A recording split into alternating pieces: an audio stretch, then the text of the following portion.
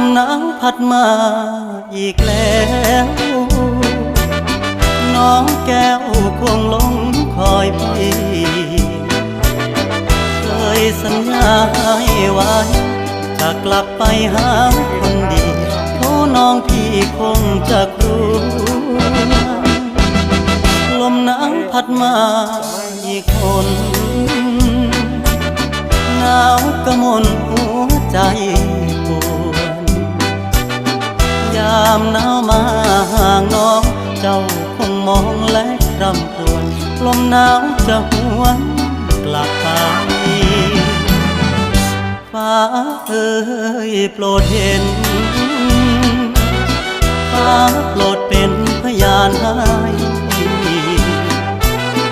ความรักยังไม่คลอนนิรันดรห่วงดวงใจ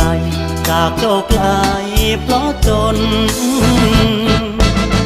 ลมหนาวพัดมาอีกแล้วน้อง